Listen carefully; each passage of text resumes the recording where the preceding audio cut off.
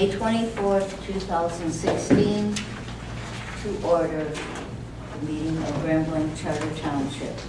And I'd like to open with the Pledge of Allegiance. Mr. Kemp, would you open us?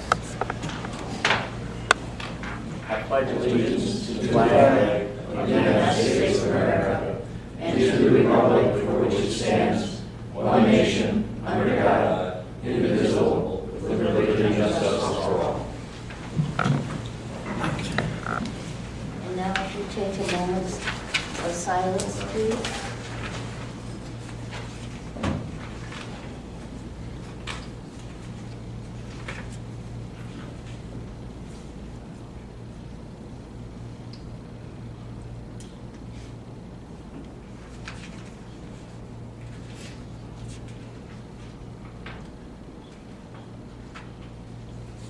Thank you very much.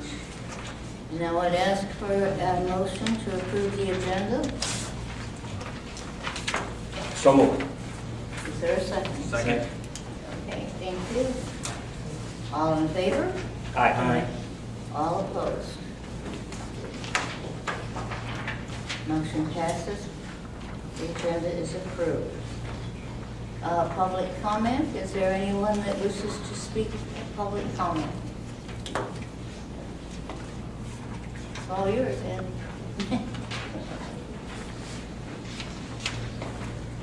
Good evening, Ed, 7212 Water Road. How are we doing this evening? Good evening. Great. Okay. Hey, I just want to do, constructively, okay, bring up some history. A little over 8 years ago, this board, in fact, Mickey was on it, Larry was in the crowd with me, decided to hire a full-time superintendent and a part-time supervisor. And that superintendent's job was to run day-to-day operations in the township. And I don't want to say go as far as open the door, close the door at night, but that was the thing, to be here day-to-day. And I'll get to where I'm going at with this. There's item 10, there's 3 vehicles we need for the police department, which we absolutely need. That's good. But we have a vehicle on here for our superintendent. So it brings me to what's the purpose of this vehicle? Okay. Day-to-day operations in the township, don't really need it. Is it a perk? That's fine. I ask that question to myself. Well, what's the purpose of this vehicle? If it's a perk, I'll go back to, I just went to a HOA meeting next door, and Jeff Wright showed up. He was in a SUV, wasn't shiny, wasn't an older one, but everybody in this community in Genesee County respects him. He doesn't have to drive a Maserati to be respected. Okay? So I'm going to Maseratis now. When I happened to work, we used to fight all the time over our vehicles. I want this, I want that.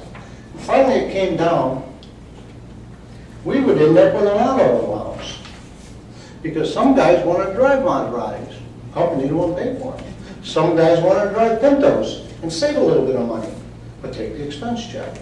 Just consider that, okay? Because it gives an employee an opportunity to do what he wants, not do what he's instructed to do. You know, I get down to this, there again, this Explorer. I look at the lease and there's a $4,000 capital expenditure on it. But there are no capital expenditures on the other police vehicles. Why did we, because it makes the lease payment look awfully good by doing that, but if we put it on one of the police vehicles, one of the police vehicles would look awfully good too. So I just want you to consider how you're going on about this, okay? Because to me, I go right back to the beginning. We hired a full-time superintendent, and I think we've got one maybe for about a year underneath our belt that hopefully works. Let's be careful where we go with it, okay?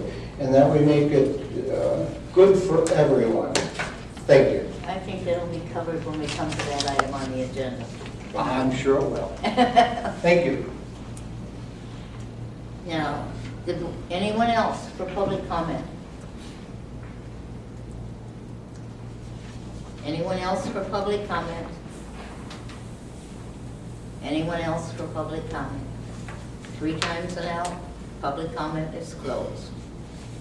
The board will consider a motion to award a 3-year contract for professional cleaning services to Johnny King of Michigan Incorporated, and authorize the township superintendent to execute all related contracts and documents.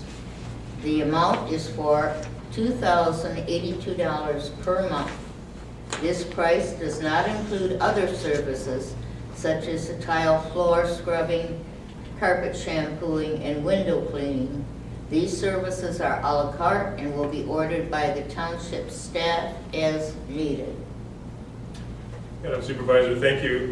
Director Sears is not in attendance this evening. It is his 8th wedding anniversary, and we thought it'd be more important that he spent that time with his wife as opposed to the board. But I do have the information that you'll need to hopefully make a decision on this. The RFPs went out for cleaning services due to the fact that we were receiving a lot of comments from employees of the township in regards to the overall cleanliness of the building. We had some issues where bathrooms weren't cleaned in the evenings they were supposed to be, the auditorium hadn't been taken care of. We did address those with our current cleaning service company to give them an opportunity to correct it on 2 different occasions, and as well as several different phone calls, where we came to the point where we decided, you know, we haven't done RFPs in a number of years on cleaning services, so we sent out the RFPs to see what would come. We currently spend $4,100 per month. That's for 2 days a week here at the township and 3 days a week over at the police department for all the cleaning services. The bids came in, we had 6 different respondents. We did ask for a mandatory walkthrough. All 6 of them came through, did walk through the building with Director Sears, both this building and the police department. We did not have our current cleaning services company show up for that. They also, although they received 2 different bid packets and were told that they would have to bid on this, we did not receive a bid from them. So out of the 6 for your consideration, the recommendation is to go with Jana King. The prices range from $1,500 a month to $4,500 a month. We excluded 3 of the 6 after the bid opening because they didn't follow the directions that were provided. So the other 3 that remained were vetted. Did call and talk to their references. We know that Jana King is a large outfit, nationwide company. The local franchise does the Chrysler corporate headquarters as well as Ford Field. Based upon the responsiveness to the bid, we are respectfully asked the board to consider moving forward with Jana King as our new cleaning company to provide us a 3-year contract. I will point out that in that 3-year agreement there is a 60-day ability to terminate the agreement by either party. So if there were some concerns along the way, we're not locked into that 3-year agreement. Okay. Yes. May I have a motion? Okay, yeah, I would move that we accept the recommendation from Township Superintendent for Jana King for $2,082 per month with conditions and description set forth tonight. Support. Thank you. Any discussions? And Mr. Lehman, you answered one of my questions was the termination agreement. Mm-hmm. But I really appreciate the diligence you've done on this contract because we probably have other contracts that we could go through as well. And I can't even imagine that that even the a la carte stuff could come close to the $2,000 per month that we'll be saving off this. So I think that's a really good stroke of business there. And Mr. that's part of the reason that we're offering Mr. Lehman this is the kind of stuff he's doing for us. So sometimes cost isn't cost. So just to answer part of that. Okay, any other discussion? I guess my only comment I might have is I was kind of surprised our present vendor didn't even try to bid this. And I'll echo your surprise, Trustee Anderson. It was a real big surprise to us because we assumed that when he didn't show up for the mandatory walkthrough, we kind of gave him a pass on that with the idea that, you know, of course he's been cleaning the building for a number of years, he doesn't need to walk through it. But when it came time to open bids and we didn't receive one from him, I mean, we know, in fact, Treasurer Guzak handed him one personally, the bid package, and we sent one in the mail that went to the wrong address, so we resent it to make sure he got it. Jeff did call to make sure he was received it, so I'm at a loss to explain why we didn't receive a bid from them. Interesting. The reason is a couple of years ago, we cut services back. We didn't terminate, we just reduced services a little bit because the budget was tight. And he stopped me in the hall. You would have thought I just, killed the economy and destroyed his business, but he's recovered apparently. He doesn't care work. So, Okay. Okay, Any other comments? Okay. All those in favor? Aye. Aye. All those opposed? Okay, the cleaning contract is set. Now the board shall consider a resolution to be the permit holder for the Wakefield Woods Homeowners Association Road Improvement Project. We need an explanation from you again. And I'd be happy to provide that. What's going on with the Wakefield Woods Road Maintenance is that their homeowners association has decided they would like to perform some crack sealing on those roads. Now, that is not a private road, that is a public road. It is like would be run by the road commission. However, they had decided that they wanted to get the crack sealing rather than wait for that maintenance schedule to come around. If and when they wanted to move theirs quicker. They did talk to the road commission about performing the work for them, and they would pay for it out of their HOA fees. The road commission did provide them a bid for doing so, which was higher than they sought another bid from the exact same company who does this for the road commission, believe it or not. And the bid came in lower when they were doing it strictly for the HOA versus doing it through the road commission for the HOA. So the only problem that the road commission had was that they require that the permit holder be the municipality. They can't allow the permit for that work to occur directly with a private company on a public road that they're not involved with. So they've asked us to be the permit holder, basically, to apply for the permit to allow this road maintenance to occur. We won't have anything to do with the financial aspects of it. It's just to apply for the permit with a resolution. And what we'll do then is they are going to pay, the homeowners association for Wakefield Woods will actually pay the contractor direct through their fees. It doesn't run through as a special assessment for us or anything. Our involvement begins and ends with the permit process. No liability. No liability or any more liability than we would have on any other crack sealing project that we've done in the past. Okay. I make a motion that we accept the proposal as presented. I'll support that. Is there any comments or questions? Just a question, Madam Chair, through you to Mr. Ling.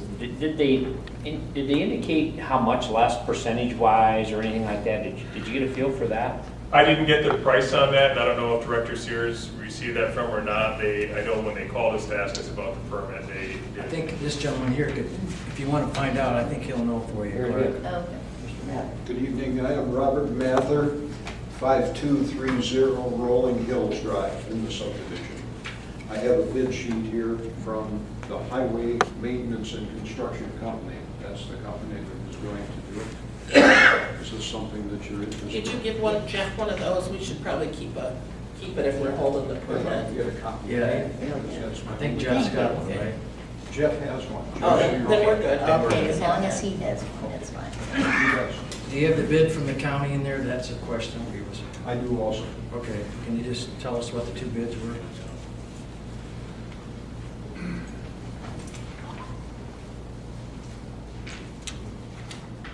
Just curious. All right. Yeah, and that's, yeah. Same I think it's a big difference. It is, you think? They won't, county won't do anything about the engineering. Right. Yeah. Yes.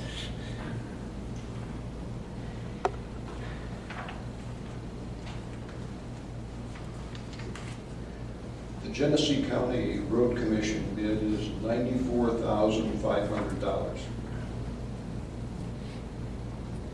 And the cost to the homeowners association for lesser work is $10,253. The county was going to go through and actually reconstruct much of the different sets of curb, gutters, Yeah. and different basins. And we are not going to have that reconstruction work done at this time. We Okay. are simply wanting, there will be 2 trucks that will come through the subdivision and simply spray the cracks full of asphalt material. Okay. That's why the reason is, Yeah, there's It's a quite a drastic bit. Yeah, difference. that explains some of the difference. Very good.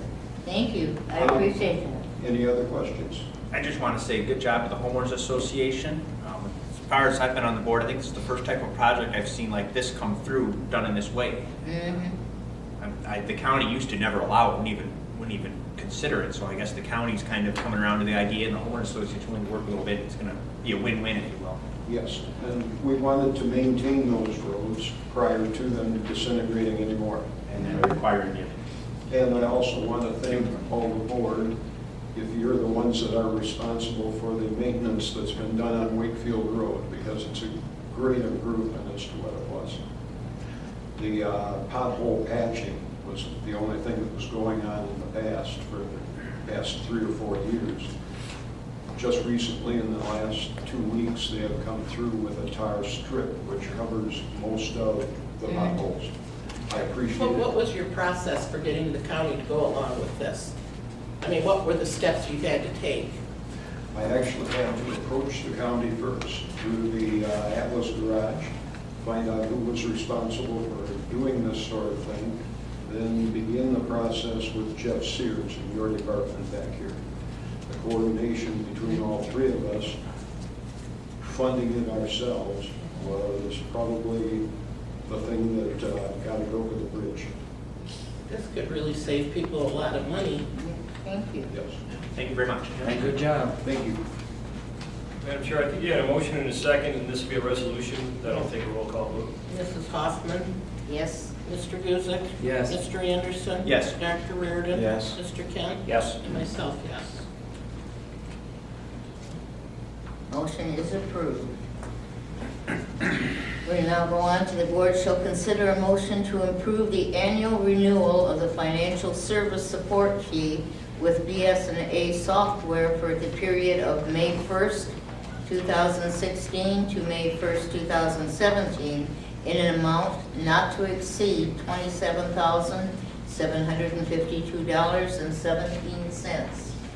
Madam Chair, members of the board, this is before you this evening because we've found that the BS&A, these are basically annual service agreements and maintenance agreements for our BS&A software.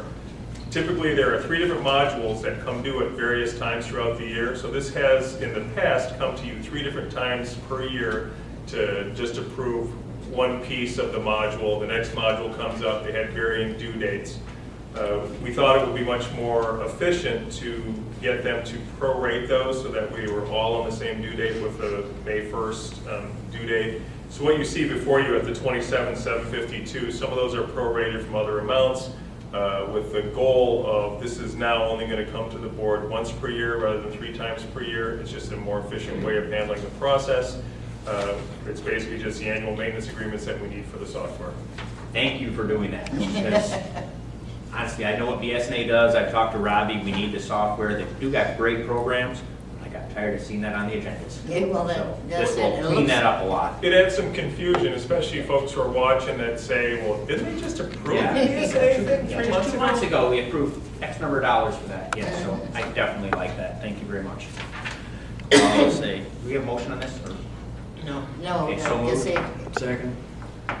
is there any questions or comments? In that case, all those in favor? Aye. All those opposed? Motion passes. The board shall consider approving the GIS director's request to purchase a Dell R53OE server configuration recommended by Video Insight along with Video Insight camera software to upgrade our existing system. The cost for this is $13,493 and does not include labor. So If the board recalls, this was on the agenda of, maybe it was the beginning of this month, and we pulled it during the committee of the whole because Director Beller wanted to see if it had to do with licensing agreements. We had 2 different bids on this, and one included the cameras. So in other words, if we have a camera that goes out, we can go in there and replace that camera. The other bid included cameras that were licensed specifically to that camera. So it's a $175 licensing agreement annually for the camera. So if we had a camera that went out for any reason and we'd go to replace it, it would cause us to pay another $175 licensing fee just for that camera to become on the system. We looked to find other ways to save money and ended up coming back to this one. We pulled it from the agenda for that very reason, to make sure that we could take a look at all, that we were comparing apples to apples. It comes back to now with the recommendation from Director Robbie Beller that we move forward with the Video Insight. This is a server as well as software updates that go to our cameras.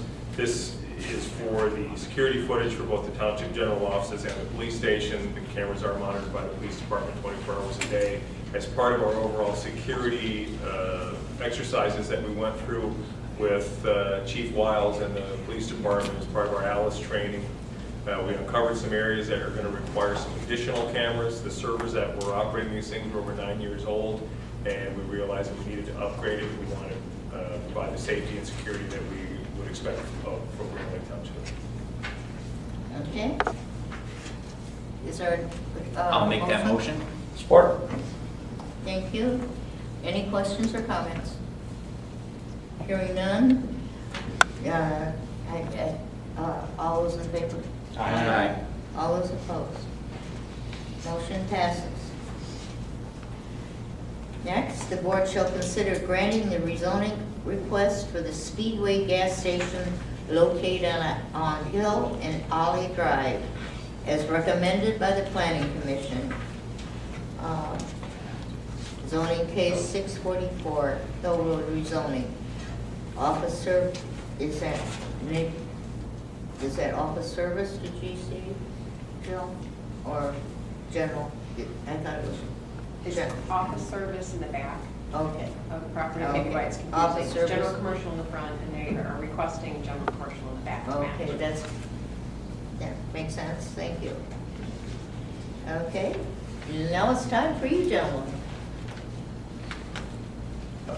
Distinguished Board, Supervisor Hoffman, my name is Kevin Lavalley. I'm an attorney with Galt Davison here in Grand Blanc, G8455 South Saginaw. If we could we reverse the order of the presentations? Yes. The Belsian Road matter contains information that would make the Hill Road matter go quicker. So Okay. if we could start with that one, that would be super. That's ZC number 641. Let's make sure we amend the minutes here, say so we're actually discussing item 9. 9, Right now. We're we're- skipping 8, we're- going to 9 for this? Okay, just want to make sure we get the minutes followed clearly. Our first speaker tonight is Al Chaconis. He is with Speedway Realty, and he's going to talk about some things about the company, the gap, and the good things that Speedway does for the community.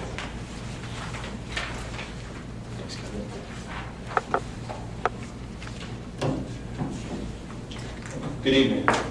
Again, Alex Chaconis, spelled C-H-A-K-O-N-A-S, based out of 28001 Citron in Romulus, Michigan. Appreciate your time tonight. And our goal really is to answer any questions that you might have on either one of these projects. Tonight we have a number of our consultants and experts. We have an environmental expert, we have a traffic expert, we've also brought along our consulting engineer, and then we have folks from operations. In addition to that, we have construction specialists, and of course you already know Mr. Kevin Lavalley. We could go to that first, okay, you're already at that first slide. This one here, again, Belsian Perry.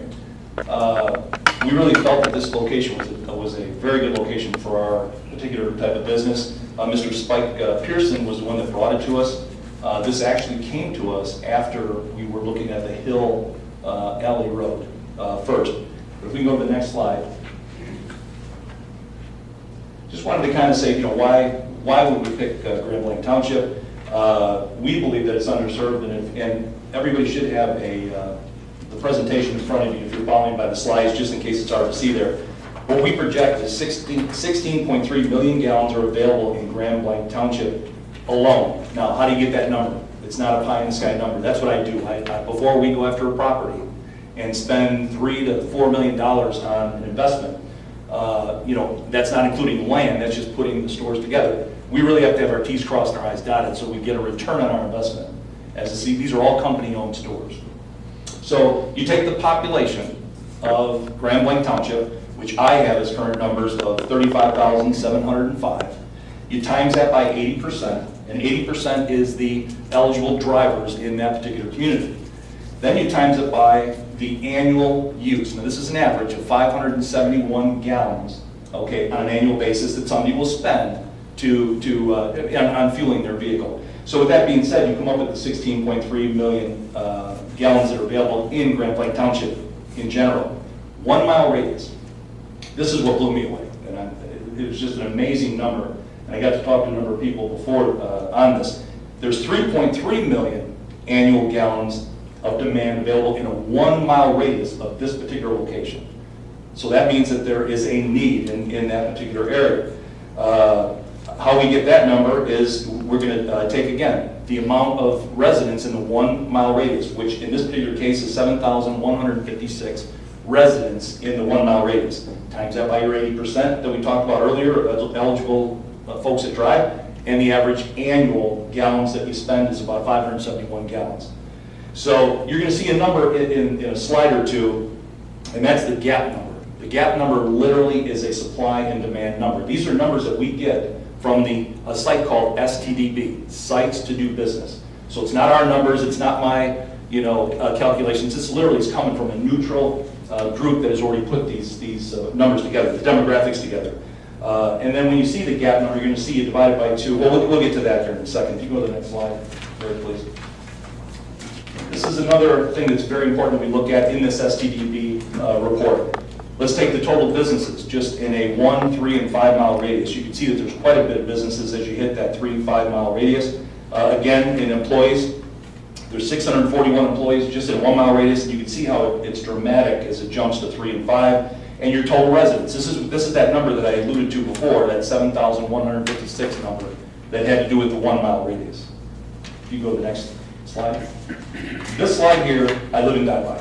I mean, my career is on the line every time that we put together an analysis. And this particular slide is what we really look at, and that is the supply and the demand. You can see in the 1 mile radius, there is a in a 5-minute drive, so you got $6.6 million worth of demand.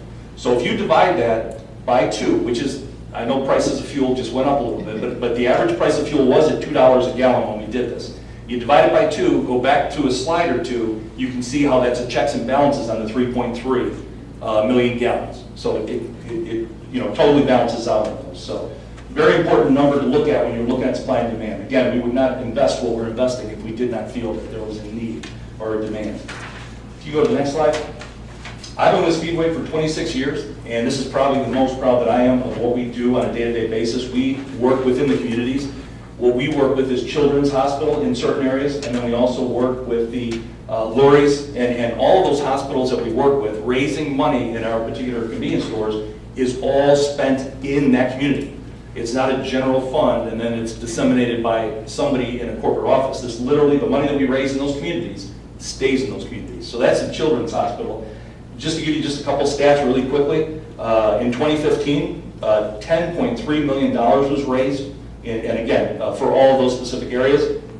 We've been doing this since 1991, and we've raised about $78 million over that period of time. So we're very proud of that. This is something we work very hard on. Just briefly, we have 2,850 company-owned stores. We are not a franchise.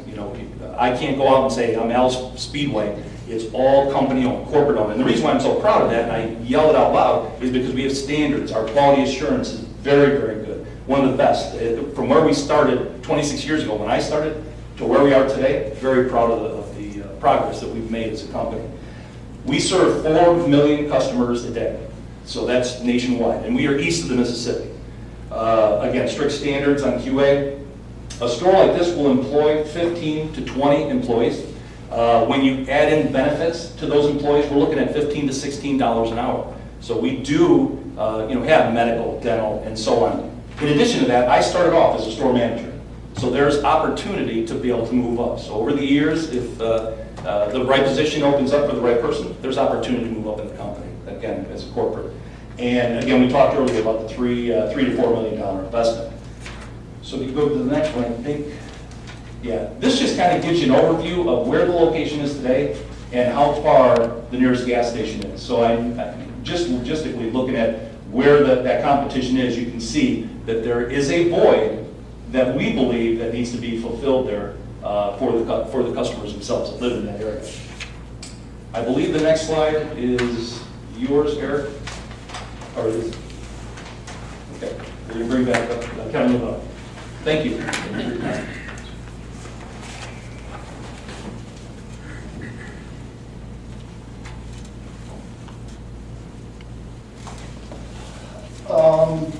Just a little history about this particular site. This site is, the site question tonight is part of a 20-acre parcel that was originally owned by Tom Sfero. 2012, Mr. Sfero approached the township about rezoning the entire 20 acres from R3 to neighborhood commercial.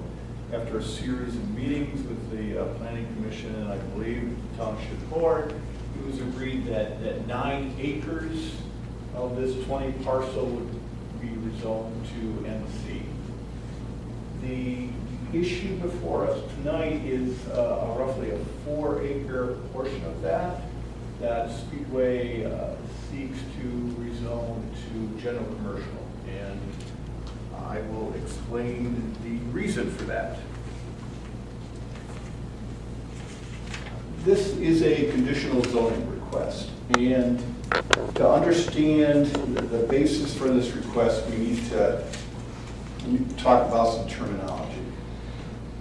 The site is currently zoned NC, and a gas station is allowed under section 4.1511 of the ordinance for an automobile convenience store / gas station with 4 pump islands and 2 pumps per island, or in other words, a total of 8 pumps. The term pump is not defined in the zoning ordinance. Since the time it was written, the technology has changed to make systems safer. Now, if you're as old as me, you remember cranking that lever and hearing this motor come to life. That's not the case anymore. There are only 3 pumps in the entire operation. They're all underground. So there is no pump at a pump island anymore. The device you see above ground that you stick your credit card into is called a dispenser. The standard dispenser in the industry has 2 nozzles or 2 fueling positions. It can fuel a car on either side of the dispenser. Fortunately, the terms dispensers and fueling positions are not defined in the ordinance either. It's the township view, and Speedway respects this, that the intent behind an NC district is to keep the number of fueling positions to 8. Speedway proposal contains 8 pumps, so we match the 8 pump criteria. However, those pumps, dispensers, have a fueling position on each side, so we have 16 fueling positions proposed. And those fueling positions are spread over 8 1 pump, 1 dispenser islands, as opposed to 4, which is the criteria for the NC district. To allow for the 16 fueling positions and the 8 pump islands, the site needs to be rezoned to general commercial. Here's why Speedway believes this is necessary. It all comes down to the safety and convenience of its customers. Speedway has a design group of engineers who study how traffic, how pedestrians, how everything fits together in their operation. And that tries to figure out how to keep cars separate from pedestrians. And the 16 fueling position design that Speedway is presenting tonight is the result of those investigations. This is what Speedway believes keeps its customers the safest. The design purposely spreads traffic over defined areas, pedestrians over defined areas. It tries to reduce the negative interactions between cars and cars and people. In doing so, Speedway has found that it ensures that the vehicles are spaced out more evenly at the dispensers, reducing the potential for collisions. It eliminates the jockeying, the unnecessary idling while waiting for a dispenser to open up. We've all experienced that if we've ever got gas. And it eliminates customers walking across multiple lanes of traffic to reach the convenience store if you happen to park at the pump and run and buy your gallon of milk. As Planning Commissioner Member Siebert noted, there's not a huge difference between the uses permitted in an NC and a GC district. Because Speedway is proposing to construct an automobile convenience store / gas station in a district where one is already allowed, the plan is consistent with the goals of the township's land use policies.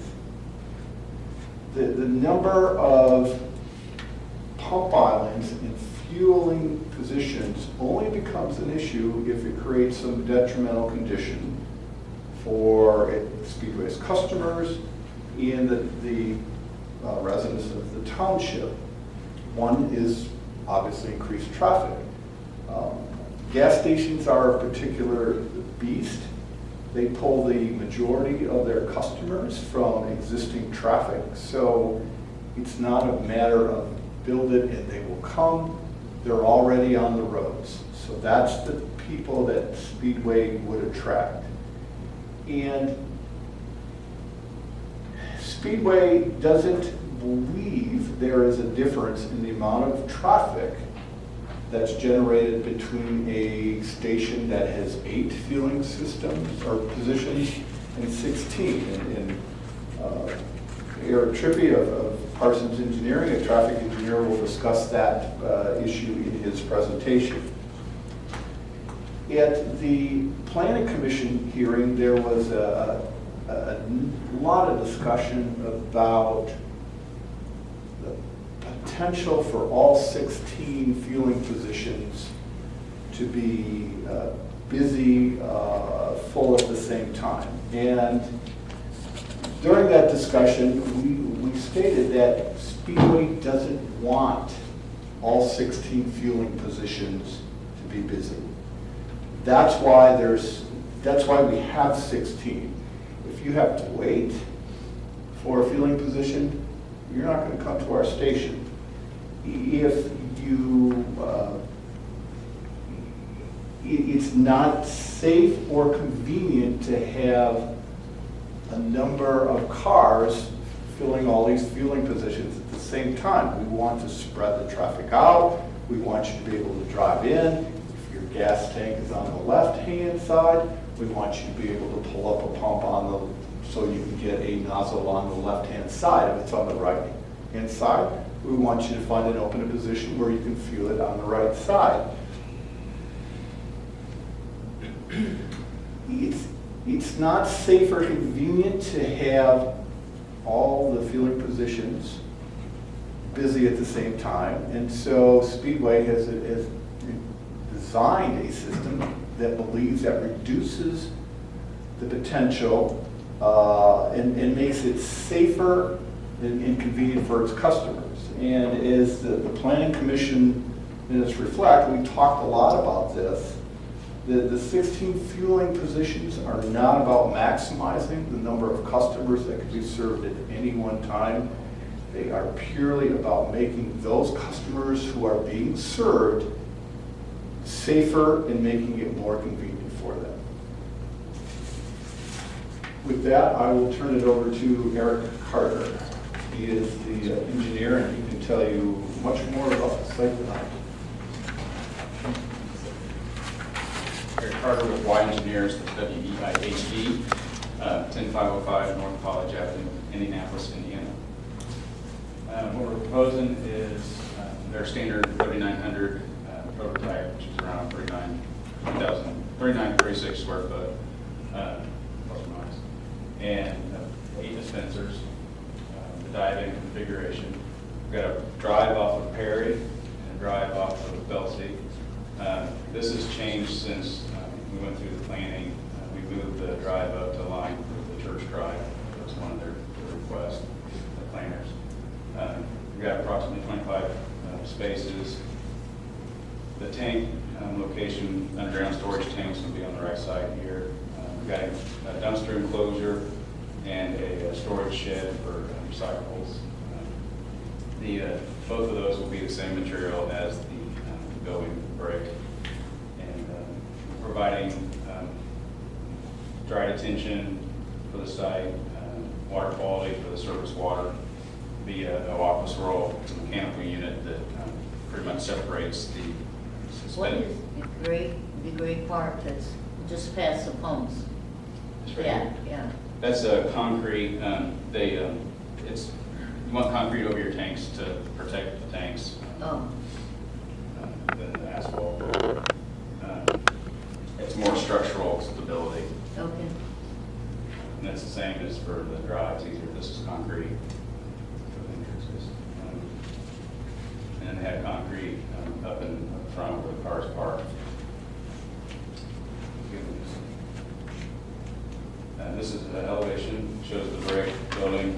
For this site, we're proposing a 4-foot high brick wrap on the columns, which is not their standard. The sign package, we're proposing less signage than what they would typically have. They would typically have a Speedway channel letter. We're just proposing the S logo, a little smaller footprint canopy, try to reduce the size. And like I said, the dumpster and the shed is the same material as the building. And we'll talk about this more in detail, but it shows the underground tanks and safety features Jamie will be talking about. What is the second building? Is that this? The shed, The second building, or that's shown behind the, I think that's your dumpster enclosure. Yeah, that's the dumpster enclosure. oh, okay.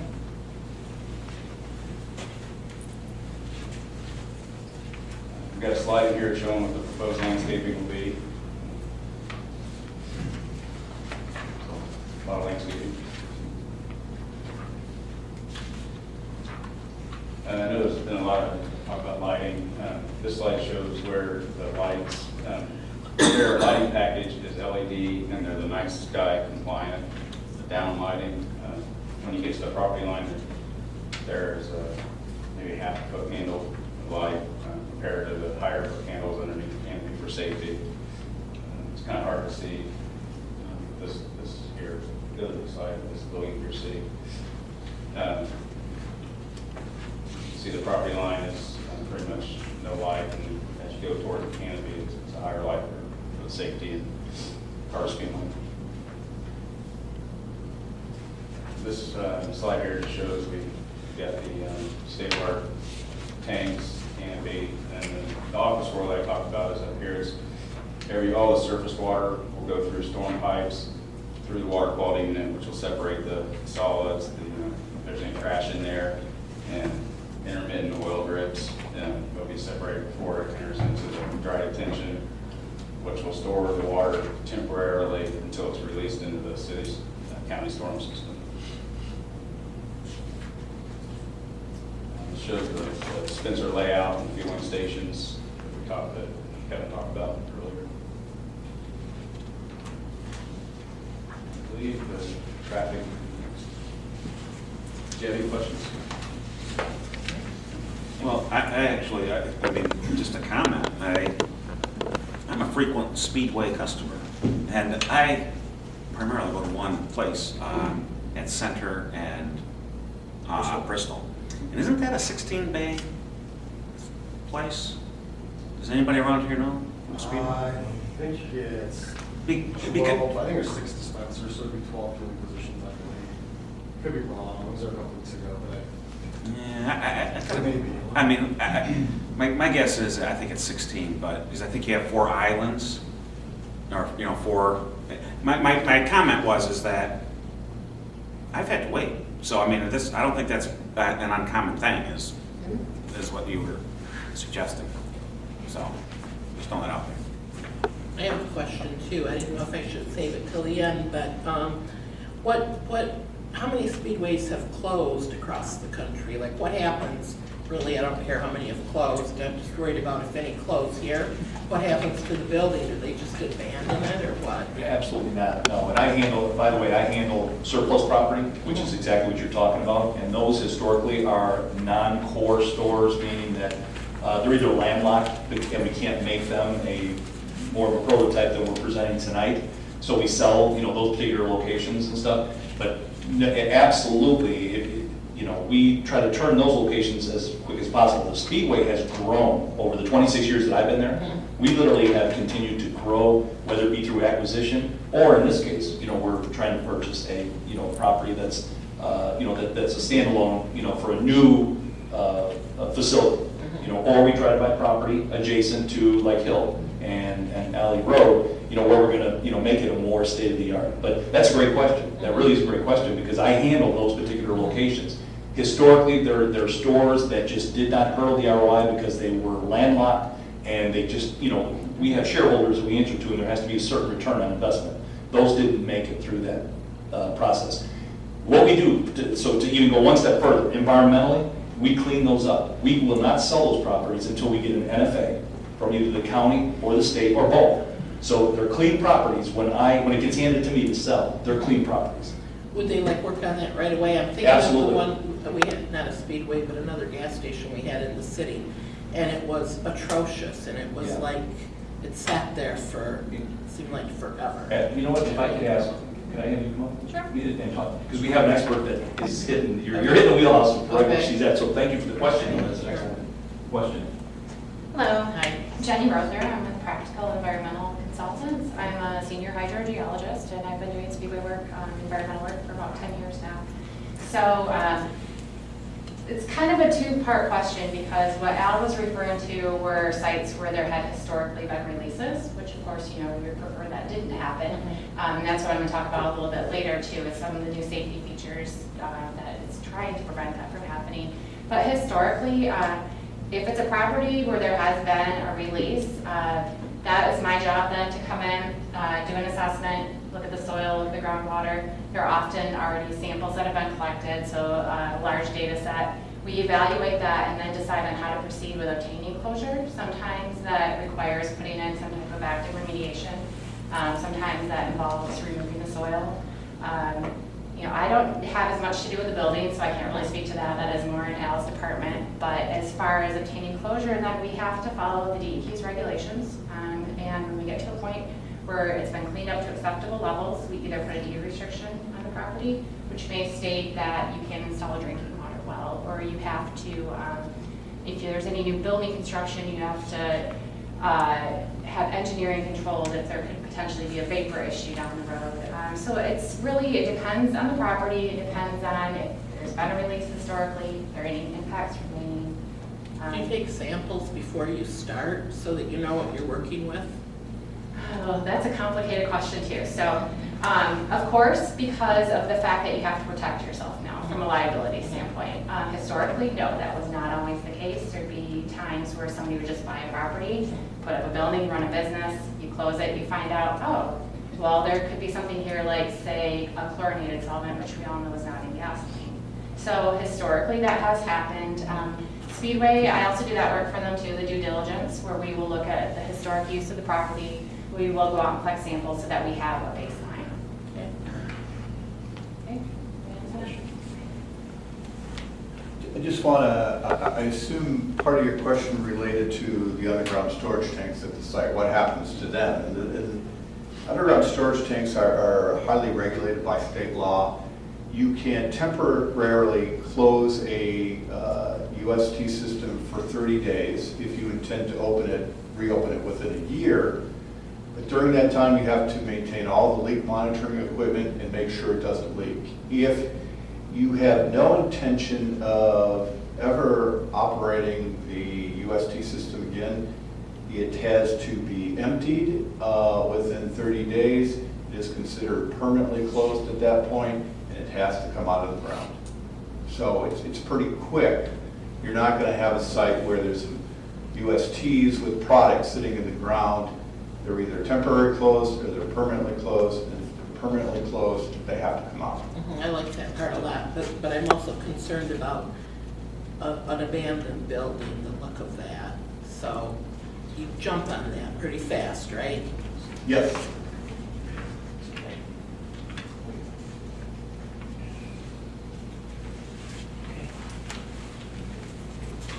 Good evening. I'm Eric Trippy. I'm with Parsons Transportation Group, Michigan, 2677 Central Park Boulevard, Southfield, Michigan. We were asked to perform a traffic study for the site, and we submitted the traffic study. The township's planning consultant reviewed the traffic study. We responded to comments, and the traffic study was found acceptable. So I won't get into too much detail on every part of the traffic study, but I'll hit on a few key facts and key factors. And if you have any specific questions about any part of the traffic study, please feel free to ask. The first thing we typically do when we do a traffic study is collect existing data. We go out and collect traffic data during the peak times and then determine peak hours. So we like to deal with peak hours because that's the worst time of the day for traffic conditions. So what we have here, when we have rezonings, we'd like to do a comparison of what is proposed versus what could possibly be built on the property. And the way we do that is what we call trip generation analysis. And the Institute of Transportation Engineers has two volume set of hundreds of land uses with thousands of points of data for multiple types of developments and land uses. We use that to determine trips that would potentially be generated by a particular site based on square footage or number of hospital beds or number of hotel rooms, etc. So in this case, we look at trip generation based on the number of fueling positions. So in this table, you'll see in the beginning, the first row is our trip generation for our site. And you'll notice on here there's the total trips, there's the pass-by trips, and there's the new trips. So I'll explain pass-by trips. I'm sure you may have heard what pass-by trips are, but I'll explain the definition. Gas stations especially have a good percentage of pass-by trips. These are trips that are made, you make pass-by trips all the time. On your way to work, you stop at Starbucks, and then you proceed on your way to work. You don't change your path, you just go in and you're out. That's the way gas stations operate. And a good percentage of their trips are already on the road. So they don't generate a huge number of new trips. So why that's important is if we look at comparison of what could be built on this site, let's say that the gas station doesn't go, and someone comes in and says, okay, I can build an 8,000 square foot daycare center. What kind of trip generation does that have? Well, as you can see, they don't have pass-by trips for daycare centers. So, or it's very, very small. And we can see here that in this comparison, in the morning, for example, it would generate 97 total new trips versus 62 total new trips for the gas station. And 99 and 96 is comparable in the afternoon. So the point of this table is just to show that, you know, we're building a comparable use to something, any other things that could be built there. It's not exactly an extreme use of the property. and in fact, that other people could come in and build something a little bit more intense. Next slide. Once we do the trip generation, we do a trip distribution analysis to figure out where people are coming from and going to. We assign it to the roadways, and then we do what we call capacity analysis, because we want to make a comparison between the existing conditions and what we have out there, background, I'll explain that in a minute, and future. Background traffic is a condition that we want to establish that is based on other developments that could occur, growth factor, the inherent growth in traffic. We consider that before we even add on our gas station traffic. What's interesting here for background is that we did have to consider another development. The Pizza Mia is expanding, so we added trips in to account for their growth because they'll be built out about the same time as the gas station will be. So we have background analysis, and then we compare the three scenarios and see what kind of impact. And probably most importantly, we look at the comparison between the future and the background. And what we found here, the first set of rows is from Perry Road and Belsay Road. We looked at the operation of the intersection, and you can see that there really isn't much of a change from existing to background to future. The intersection will continue to operate at overall level of service C in the morning, B in the afternoon, and that's just a way for us traffic engineers to better explain how we calculate delay per vehicle. So think of it as a report card. And so C's and B's are good, and E's and F's not so good. D is found acceptable in most communities, especially communities with traffic. And so we did that over the course of, we looked at the driveways as well and found the level of services to be acceptable. So those are the main points I just wanted to highlight out of the traffic study. Like Eric had said earlier, the recommendation to align the driveway, the church driveway, or the speedway driveway with the church driveway, did that, make a safer intersection. So, question?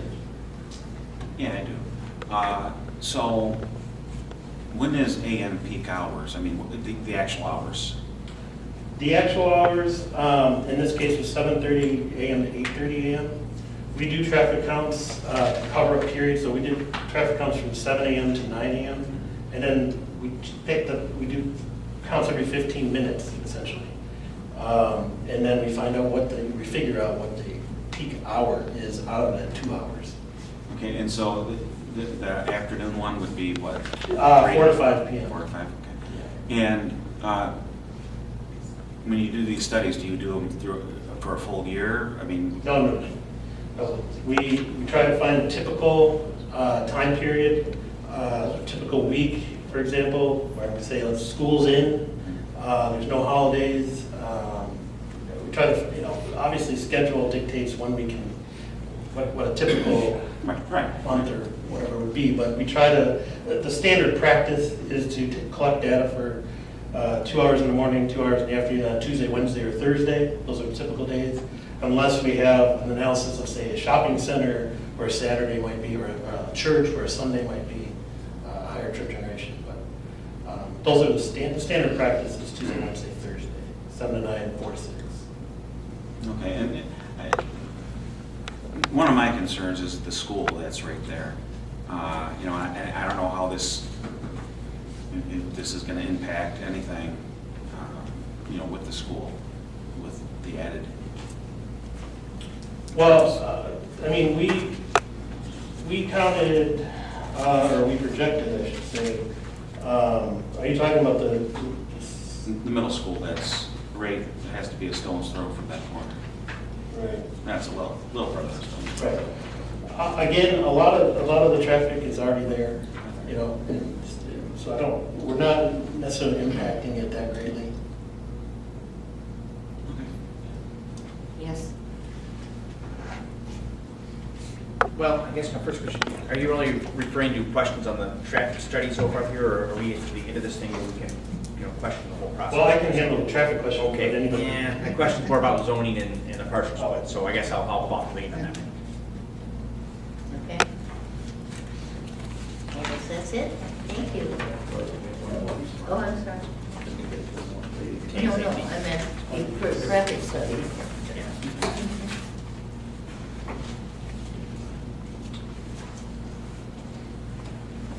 I'm going to tell you about the part of the gas station that you probably don't often think about. I'm going to talk about the underground storage tank system. Unfortunately, this slide is really tiny, and I apologize. I'm going to try, I think it's easier if I first start out by pointing out.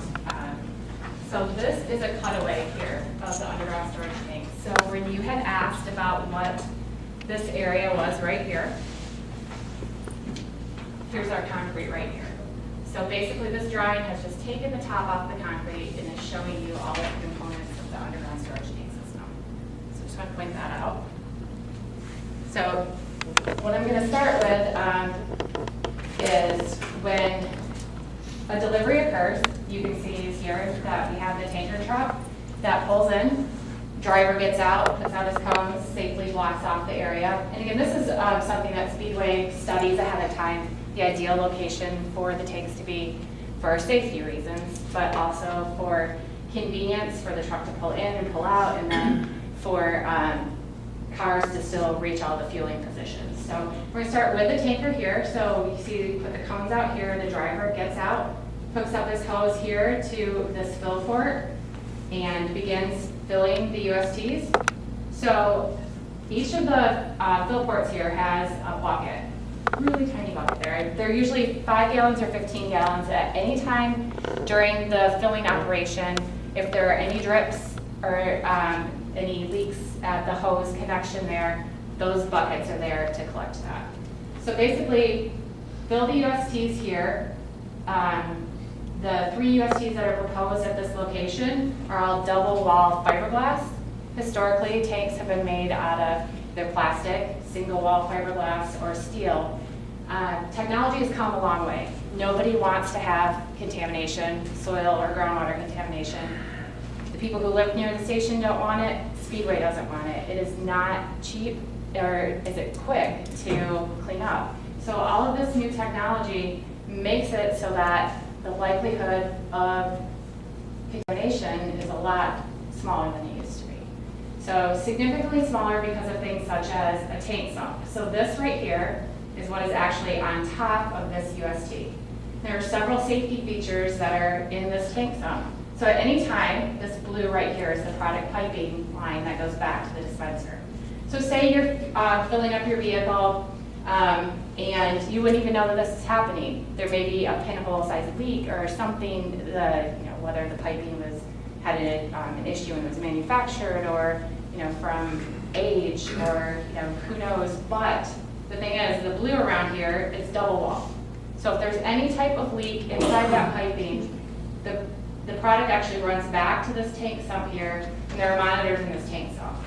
Speedway has monitoring inside each station, but they also have 24-hour monitoring back at their corporate headquarters in Enid, Ohio. So that sensor will alert the store and also the people who monitor it back at the corporate headquarters that there's an issue. So depending on what the issue is, they have different flow levels of leak detection. So if it's just a minor leak that is causing some type of moisture to accumulate in this tank sump, it's not something that requires somebody to come out immediately, because the whole purpose of that sump is to hold that product in place. Speedway does have dedicated maintenance people that usually are responsible for 10 to 15 different stores. So they will just make a loop in their district. And this is one of the things that they check. They come out and they look for product here. So we have the in-the-store monitoring, we have the monitoring at corporate headquarters, and then we have somebody who actually has their eyes on the system. And you'll see the same thing here at the dispenser. There's a sump underneath the dispenser. So same thing, there may be a fitting that leaks, an O-ring that needs to be replaced. It's all contained underneath this dispenser sump here. And again, inspected by maintenance. And then they also have a third-party company that comes out once a month and will visually inspect and remove any product if they find it there. which again, with all the monitoring they have, there should be no surprises. If everything's functioning properly, they go, they visually inspect it. If there's any moisture in there, any product in there, they'll remove it. One thing I did want to go back with the USTs, with the double wall, there's actually an interstitial space in between those two walls of the UST. There's also a sensor in there. So anytime there's any accumulation in there of any type of moisture, it alerts the store personnel, and it also alerts the people who are monitoring that back at the corporate headquarters. There's a lot of other little things on here that I could talk about.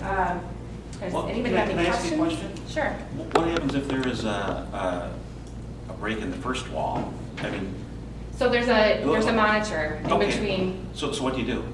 Well, so the first thing that you do is the alarm would go off in the store, the alarm would go off back at corporate. The people in the store are trained to know that this is a big deal. You don't ignore an alarm, there's a reason for it. They have the capability to shut down a UST if need be. They have the capability to shut down a dispenser and bag a dispenser and not allow somebody else or somebody to use it until it's actually looked at by maintenance or by one of their UST subcontractors. So anytime that there is an alert, especially something in between the walls of the tank, because that shouldn't happen with fiberglass. You know, they can immediately shut that down, and then they'll get their UST contractor to come out and do a full inspection, and that UST would not come back into service until it actually passed the testing, required testing. If they couldn't get it to do that, with these double wall fiberglass, I haven't run into this before, but if they can't get it to pass their testing, I have sites in Illinois where they have to go out and literally remove the tank because you can't go inside it and fix it. So, Okay. So if you have this crack that's there and you detect it and they can't fix it, they remove the tank, right? yeah, yes. And so with the fiberglass crack, do they just put some sealant on it? No, I mean, that's not, you can't do that because you can't ensure the integrity of the tank. I have not had that happen with a fiberglass tank, but it just, I mean. Well, yeah, but this is getting to my question though, but if you do have it, if you do have a crack in the inner layer, do you remove that tank? Yes. You'd No have ifs, to- ands, or buts? You can't continue to use Okay. it because you can't safely use it. And you put a brand new one in, right? Right, so the only time that it would not be removed is there is something in the state of Michigan called abandoning in place. So say for instance you have these 3 USTs here and it's your one in the middle. Well, you're not gonna pull all 3 of them out. If your one in the middle is the issue, you can also go in and fill that tank with an inert substance such as concrete. It'll never be used again. You leave it in place. Well, first you remove all the product, and you fill it with concrete, and it remains in place. But otherwise, you could never use it again, so you'd prefer to pull it out and replace it with a tank that you can't use. It doesn't do you any good to have it sitting there. Okay. Do you work mainly in Michigan then? I have Speedway sites in Michigan, Illinois, and Indiana. Okay.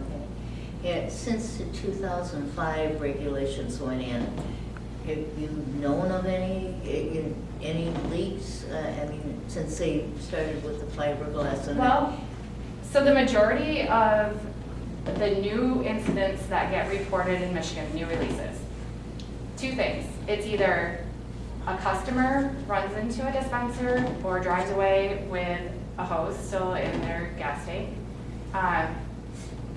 Typically, because of the new safety features, such as there are shut-off valves here, somebody runs into a dispenser, those are meant to shear off so that no product is released.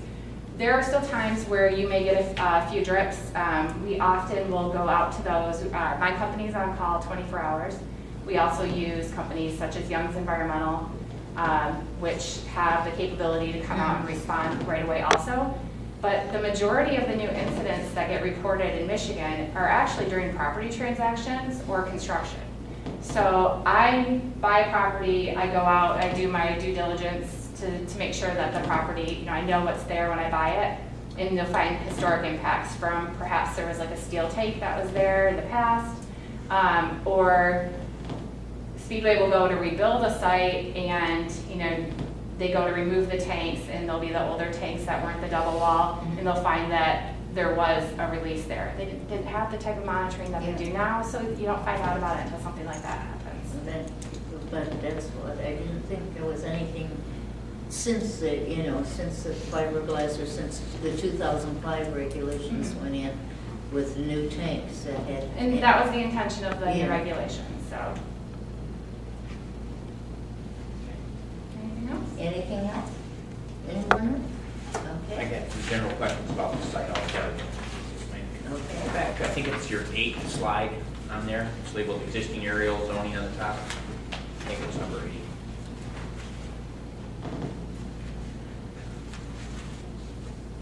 There we go.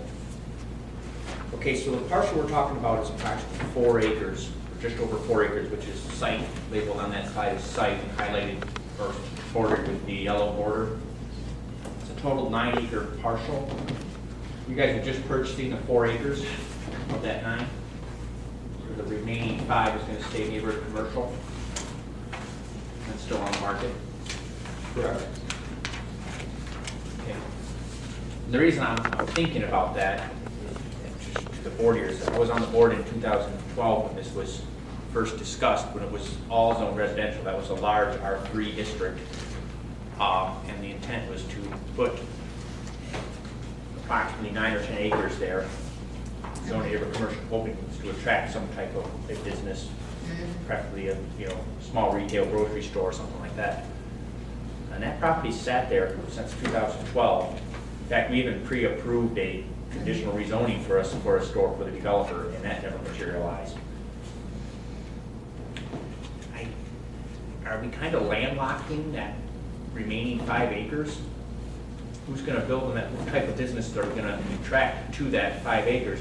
And we left the rest R3 as a buffer to the residential area that's around that, because you got some homes on Dulcie Road just north of that R3 and homes on Perry Road just east of that R3. So we left that little buffer. I don't know, maybe the civil engineering company or somebody could address that. Yeah, and I guess I probably will revert to Spike, but I did want to mention, first of all, it's 4.30 acres. And you're right, it started off right around 4 acres, and when we had to bring up the property to match where the church is, we're trying to make those entrances and exits. Yeah. Kind of equal to match, right, exactly. That's where the extra land, came in. Historically, as we put properties together, this is a perfect example. We immediately have development behind that property. It's almost like you have to plant the seed, and then they'll come. And literally, we've had a number of developments that are over the amount of property that we've actually purchased that have developed after that. So we purposely, actually, with both of those entrances, actually, we're developing those, we're putting those in, and they will have clear access in perpetuity. I noticed that on the next slide, that's visible, and that's kind of perfect, I thought it was the. Yeah, in perpetuity. And Spike, did you want to, is there, So you will share the access? well, yeah, in perpetuity, absolutely. We're actually putting the accesses in ourselves at our cost, and then we've worked it out to where they would be using the same access to be able to get back there in perpetuity. So Spike, I don't know if you had any more, as we put in our property. Yeah, Spike Pearson, 10021 Sunrise Drive, Grand Blanc Township, Michigan. The neighborhood commercial zoning east of the true 4 acres on the corner fronts on Perry Road. As you go north, because of the configuration of the zoning that was done originally, you're limited from a commercial aspect. But the neighborhood commercial fronting on Perry Road would be the target for some type of acceptable commercial zoning. And we've talked about this. We've tried to market this property for a number of years, as did Mr. Safaro before us, without any success. And I went after the Speedway organization because I traveled that neck of the woods for years and years and years, living on Vassar Road at the time. My brother-in-law and others in the subdivisions nearby, pretty much the same thing. And having friends that owned the Pizza Mia and the beauty salon there on the corner, speaking with them, they're very excited over the prospects of a gas station there and anything else that may come of a commercial nature, because it only brings more people to the neighborhood and likely would increase their business. So, yeah, but landlocked, that was your question, I believe. Well, do you feel that's still going to be a marketable 5 acres of partial, what type of business would we be attracting with that? Well, could be a strip center. Okay? Could be any number of things that qualify in that neighborhood commercial zoning. Do you have an idea of maybe what you'd like to see there? No, I just want to make sure that we leave it open for something to develop there. I don't want to. Well, I'm counting on it. Okay, well, as a property owner, I respect that.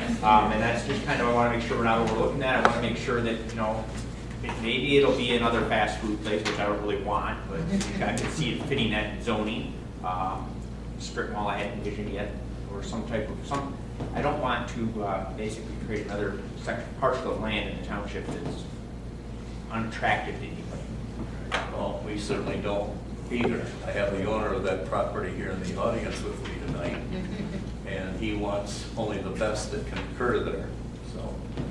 What do gas stations do to property values that, I mean, this might not really impact any because it's kind of far away from like private homes and stuff, but is that something that? Well, I don't see a negative impact. I think Al mentioned it. Once that station goes up, people's eyes are going to open and recognize, holy smoke, if Speedway, the Cadillac of the gasoline industry, is here, must be a pretty solid reason why they are. So we want to be there also. Okay. You answered my question well. Thank you. Any other questions? Just one quick comment. So you have cement entrances on both exits, okay, on Belsey Road and also on Perry Road. And of course, that's going to enter the whole larger project, right? That's correct. So there will be no other entrance to that property except those two. Those two, right? absolutely. So that'll control all the traffic and make it safer for everyone, so there won't be things popping up. That's exactly right.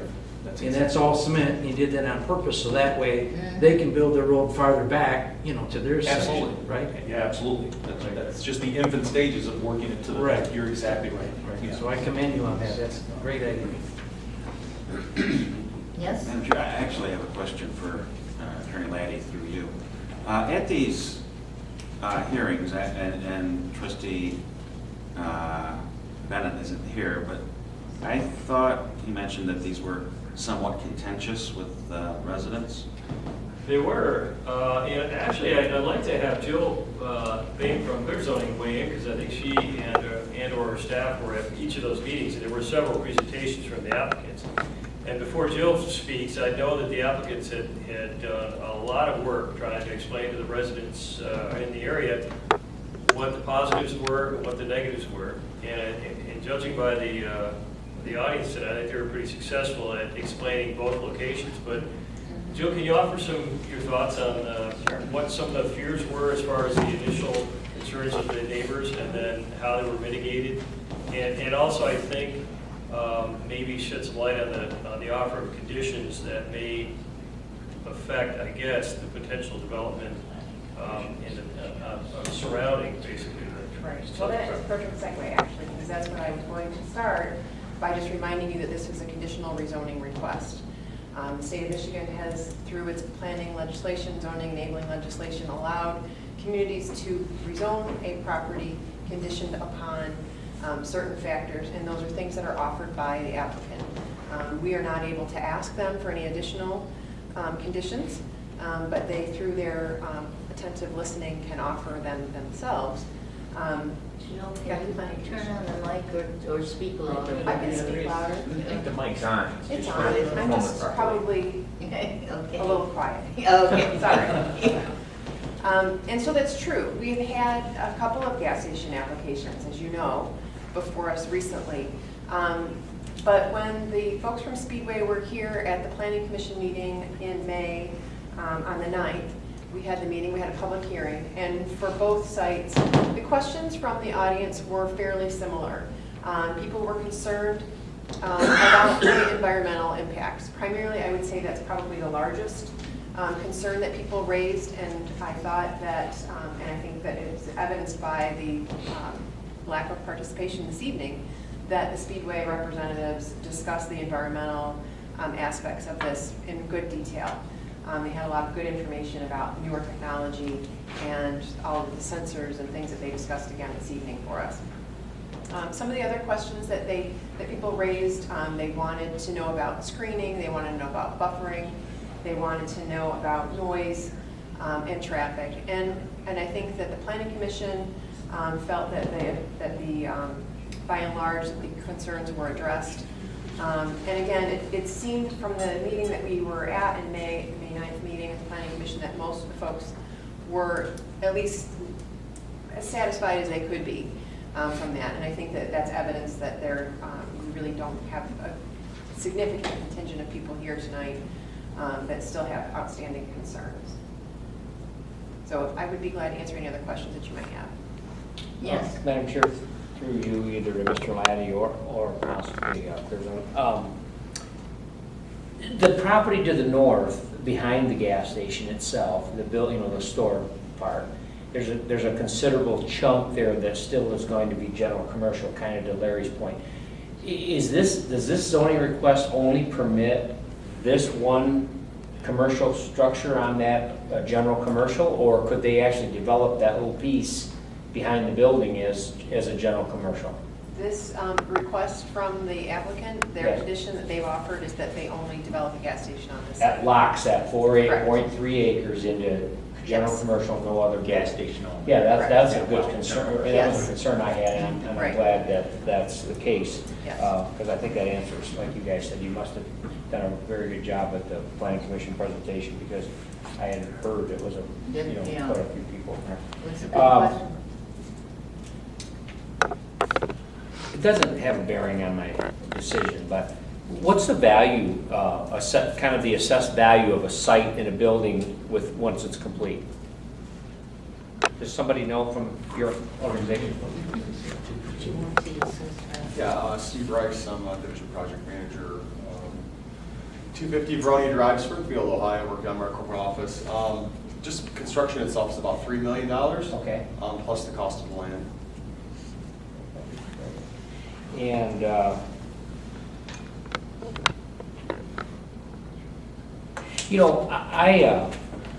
when I think about what are we calling them, dispensers versus the 4, I think, my mind has been kind of, or I guess my view of this has been changed here tonight, because the safety thing, I really great that presentation that was done about the safety. The one dispenser, rather than the two back to back, that you see in a lot of the older architecture, but it looks like from a traffic study, you wouldn't be putting any more cars through the gas station, just the cars that are there would be more convenient and safer. That was I thought, kind of an eye-opener for me. I can expand on that. Okay. I had mentioned that again, Eric Trippy, Parsons Transportation Group, I had mentioned the ITE trip generation manual. And in these manuals, they have thousands of land uses, and each land use has anywhere from 10 to hundreds of different studies that were done for each land. So what's interesting about gas stations is, we look at it from a fueling position standpoint. Yes. Whether there's 8 or 16, the data shows that the trip generation is about the same. Yeah. And we found that interesting as well, because intuitively you would think that you would have more, but the data doesn't show that. Right. And that's the data we use to project trips. Yeah, that was great data, right, for me, and that's why I'm a data person anyway, So, the last thing, Jill, should we look at dispensers versus pumps? I mean, should we look at some of the wording in our ordinance as the technology and the world has changed? Yes, is the short answer. The little bit longer answer is that there are many sections of the ordinance that could be updated with more current language. And we're actually in the process right now of doing what we're calling a health checkup on the zoning ordinance, and we're looking at uses, and we're looking at standards, and just a few of the other things, just to make sure that overall we're going to start to make some changes to improve the zoning ordinance, and that will be one of the things that we look at, absolutely. Very good. That's all I got. Okay, anybody else? I have a question. I know you guys are into safety, and I'm glad to hear that. Do you ever make one person work alone, the night shift in the stores?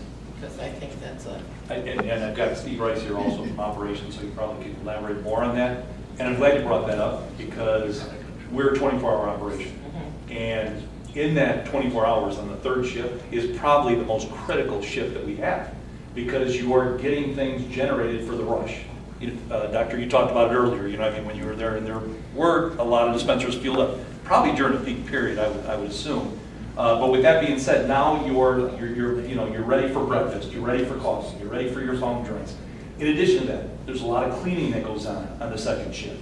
So you have somebody that's working the register, and you also have somebody that's getting all of your breakfast stuff ready for the morning, doing some of your cleaning, taking the trash out, getting a lot of our, wouldn't you agree, a lot of our to-do list completed at that shift. Because during the day, it is so busy, it's awfully hard for them to get to that. So there's always like at least 2 people per shift. Okay, I'll let Steve comment.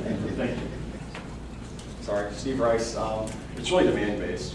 So, if the business demands for 2 people or someone to stay until 2 a.m., so it's 2 people and 1 person works from 2 a.m. until 4:30 or 5 a.m. when the general manager comes in. I mean, every store is really different just based on the demand. Some stores do have 2 people all night, every night. Others are 1. I mean, in some stores, it's an 18-hour store also. So, I mean, there are options. See, to me, that just sets off alarms because if people start to know, hey, there's this gas station out there that only has 1 person in it, let's go after that person.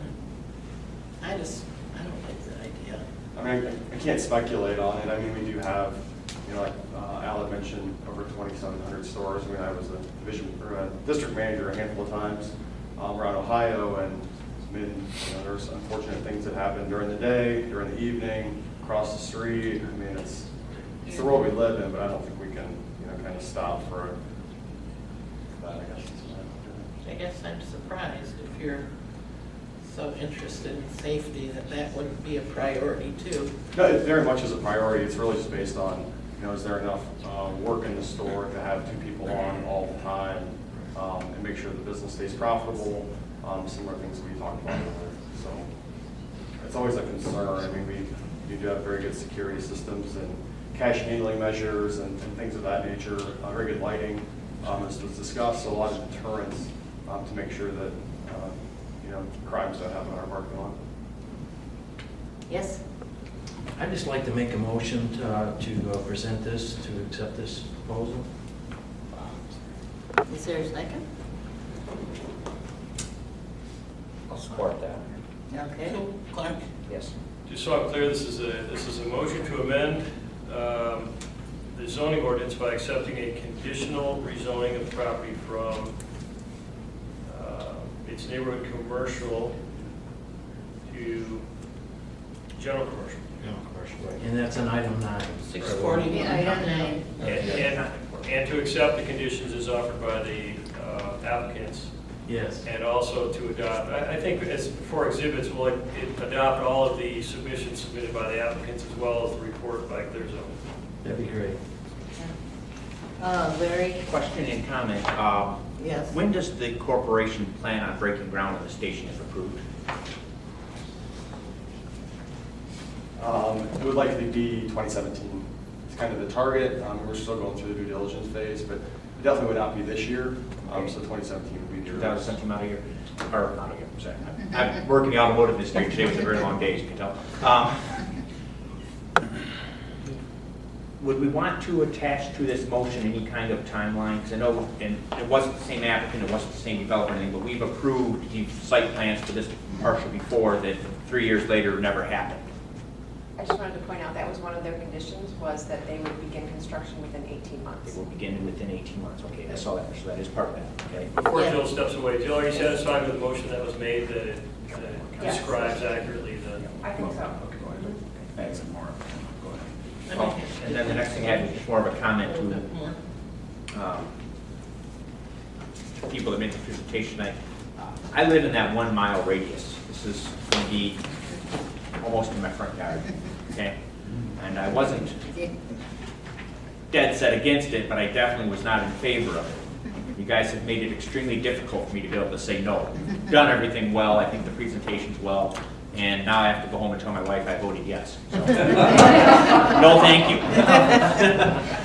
Jude? So, And my comment was actually pretty similar, because as I was reading in the board packet, I was opposed to this going in.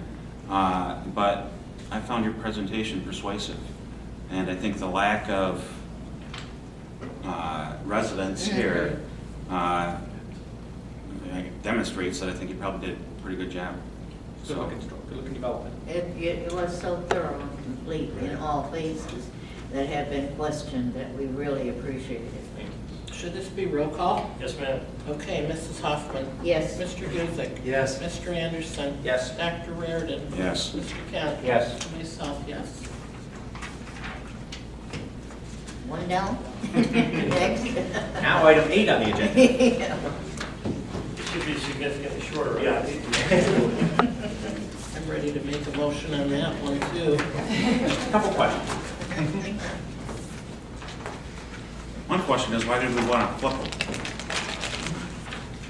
them? Because you wanted to It do... just was the order in how we had it on the computer. Yeah, it just simply was the order. Yeah. But thank you for allowing us to do that.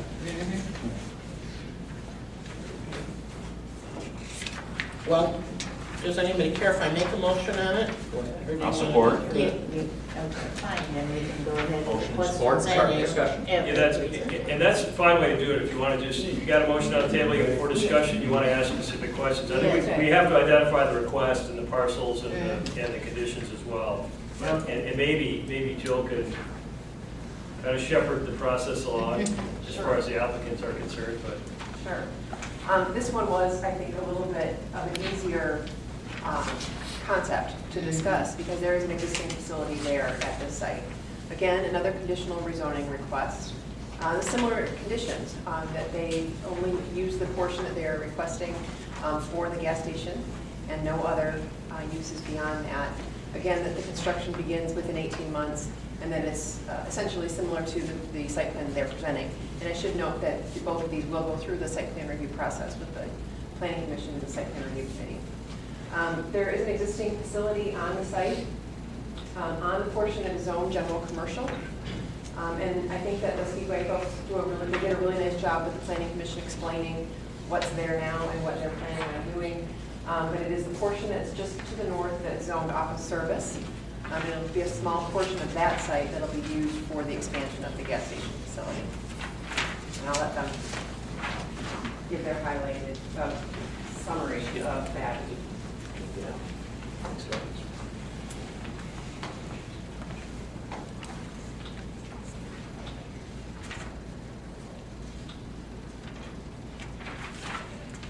Okay, this is the site on Hill Road, and this is our current station here.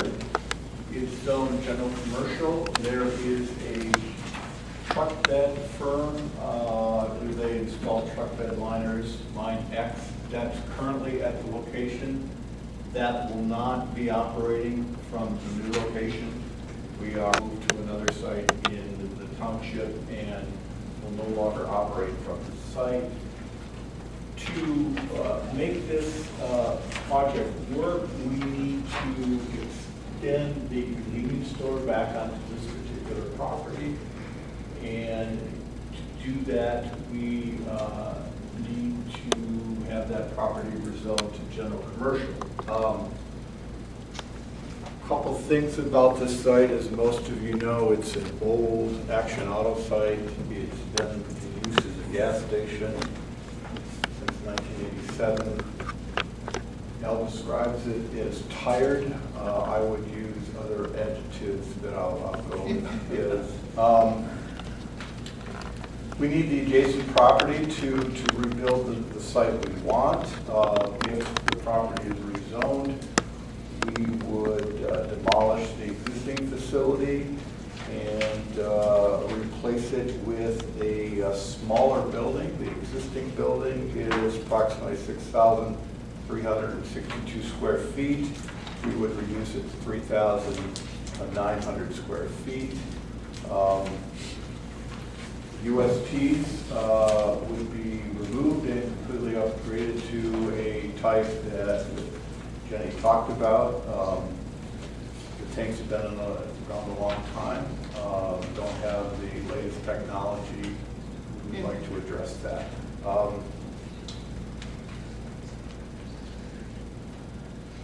So are you demolishing the building that's there or rebuilding it? Demolishing. Okay. And so this is a conditional request. Again, we submitted a list of conditions similar to the type that Belsey Perry. But during the Planning Commission hearing, they asked us for 2 additional conditions. The first condition, the schematic, do you show the schematic of this, that one right there? You know what, I'll just use this. The property line is somewhere in between here, and so the only part of the new project would be the back half of the convenience store. And during the Planning Commission, it was strongly hinted that they would like to see a condition that states that there will be no USTs or dispensers on the Alley Drive property. Speedway is amenable to that, so we would propose that condition. And then the other condition related to the buffer between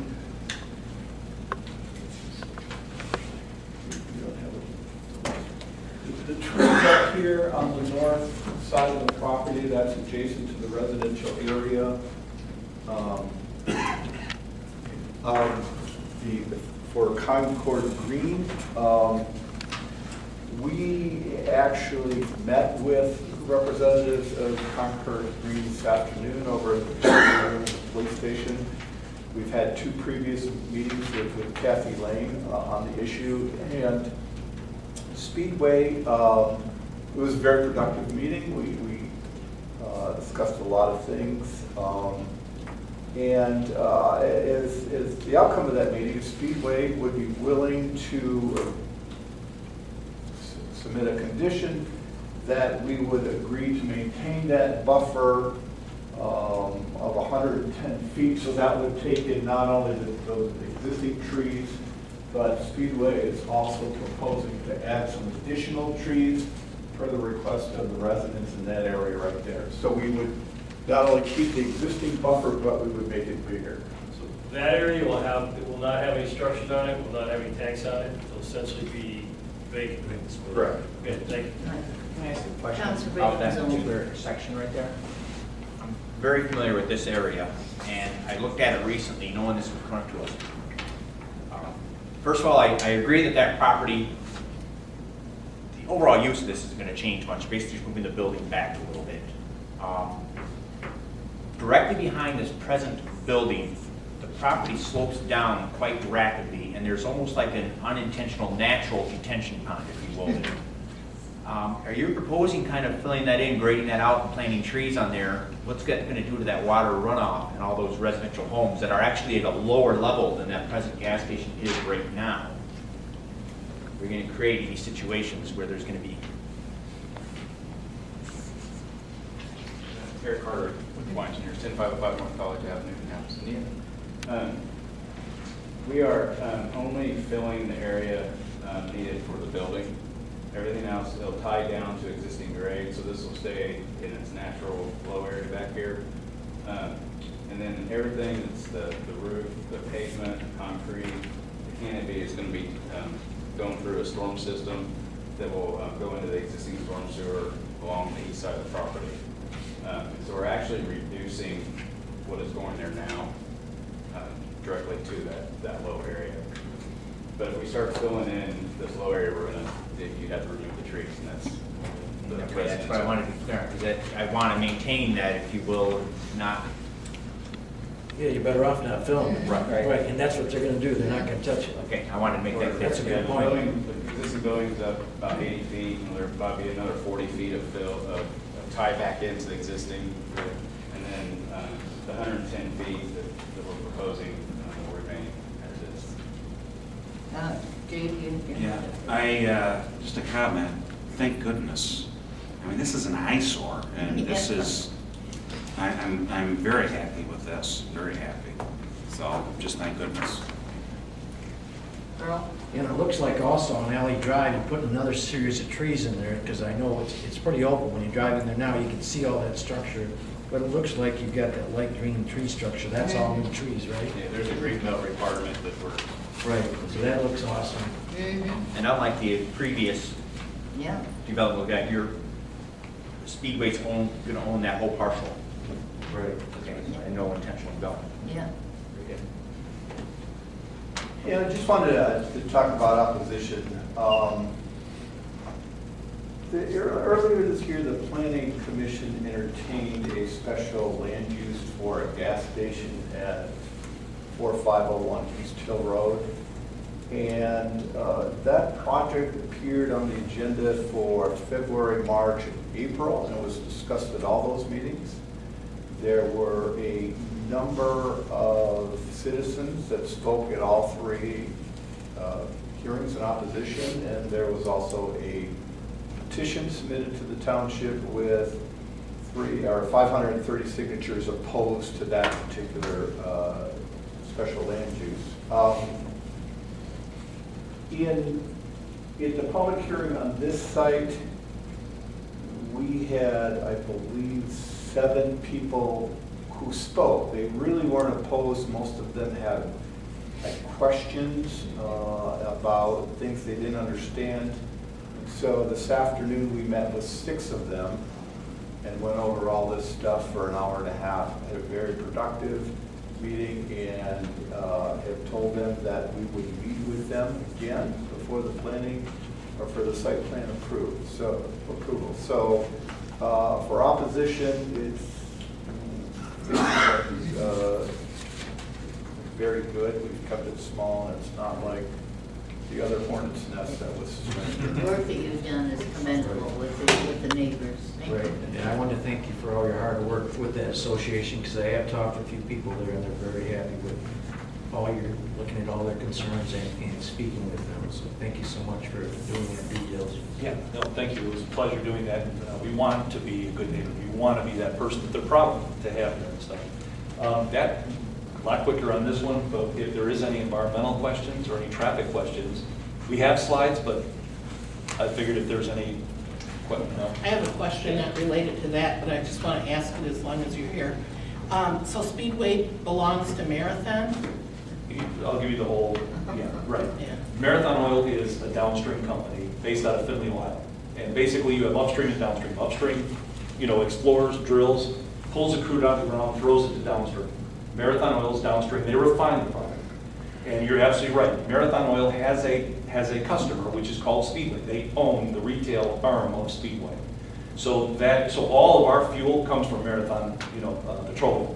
Marathon also has a franchise side of it too. You and I could open up a Marathon station, but you and I couldn't open up a Speedway station. So to answer your question in a long-winded way, yes, they're our parent company, and then we are the retail arm of Marathon. Okay, I'm just curious about that. No, it's an excellent question. Yes. Madam Chair, through you to Mr. Laddie. The motion was made prior to the conditions of the extra trees and landscape and that. So we want the presentation presented now is included in that motion. That's correct. Yeah, and I would assume that, the motion would be amended to accept the additional information presented by the applicants. And again, also their exhibits and the clear zoning findings. And so even though we've made our motion earlier, we've been able to supplement it with the additional information. And by the way, there'll be site plan review. And if I'm not mistaken, there'll be condition, is there a special land use requirement as well? Well, to be determined. But there'll be on-site specific reviews for this. Very good. Going forward. Okay, so roll call, right? Mrs. Hoffman? Yes. Oh, we're ready to vote? Yes. Mr. Guzik? Yes. Mr. Anderson? Yes. Dr. Reardon? Yes. Mr. Kent? Yes. Myself, yes. Congratulations. Thank you. Thank you for coming to Grand Lake. Great presentation, you guys. It was really impressive. Thank you. Thanks for your time.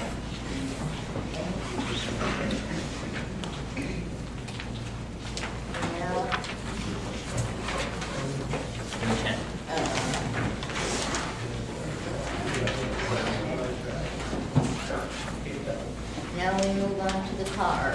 The board shall consider approving the enterprise lease quote as presented and authorize the superintendent to execute the order for the requested vehicles. These are the 2017 Chevrolet Equinox, the 2017 Ford Escape, a 2017 GMC Terrain, and a 2017 Ford Explorer.